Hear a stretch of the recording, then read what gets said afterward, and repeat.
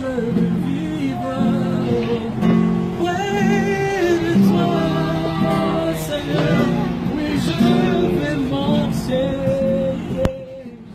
près de toi, Seigneur.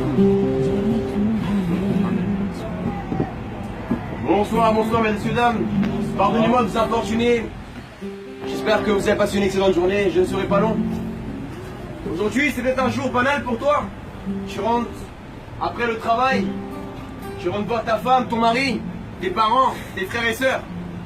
Mais sache que pour Dieu, ce n'est pas une soirée banale celle-ci. C'est le soir où Dieu veut se révéler à toi. Que tu sois athée, hindouiste, bouddhiste, chrétien, juif, musulman. Sache que Dieu n'est pas un concept. Dieu n'est pas une religion. Mais la Bible dit que Dieu est amour. Et celui qui ne connaît pas l'amour ne connaît pas Dieu. Je ne sais pas qui tu es. Je ne connais pas ta vie. Mais je sais qu'un jour, tu confronteras la mort. Tu as beau être belle, tu as beau être beau, tu as beau être mince ou un peu plus fort. Mais sache que la mort ne respectera pas ton âge. La mort ne respectera pas ta couleur de peau. La mort ne respectera pas si tu as de l'argent ou pas. Mais la Bible dit que Jésus-Christ a vaincu la mort il y a 2000 ans. La mort n'a même pas pu le contenir. Moi qui te parle, j'étais un jeune qui me moquait de Jésus-Christ. Je ne savais même pas qui était Jésus. J'étais un jeune qui était esclave de la drogue, dépendant de la violence. Mais quand j'ai ouvert la Bible, j'ai été impacté par ce message merveilleux de l'amour de Dieu. Vous savez, les prophètes ont dit « aime ton prochain ». Mais Jésus est allé plus loin que n'importe quel prophète. Jésus a dit « pardonne ton ennemi ». Qui peut pardonner son ennemi? Qui peut pardonner l'homme qui l'a trompé avec sa femme? Qui peut pardonner la femme, sa meilleure amie qui t'a appelé ton mari? Humainement, tu ne peux pas le faire. Mais c'est là où l'amour de Jésus intervient. Aime ton ennemi. Pardonne celui qui te maudit. Prie pour ceux qui te persécutent.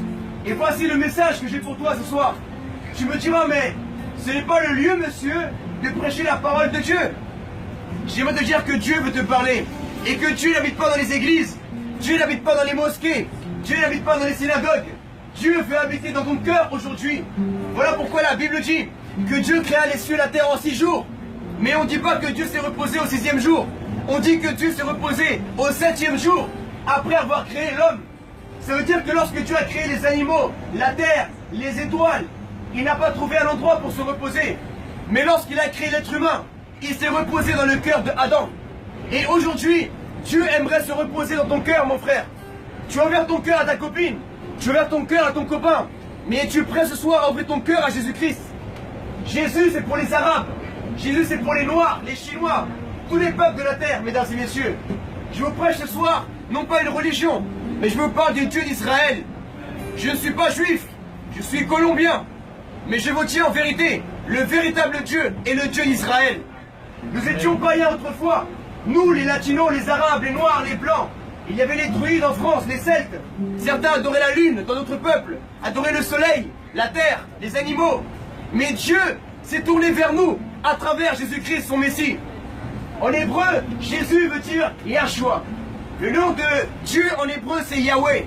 Et Yahshua veut dire le salut étant Yahweh, le Dieu d'Israël. Vous avez entendu parler des élections de Donald Trump. Qu'il soit bon ou mauvais, laissez-moi vous dire que Trump veut dire trompette. Et la Bible parle dans Apocalypse des trompettes, des signes de la fin des temps. Les apôtres ont demandé à Jésus, parle-nous un peu de ton retour.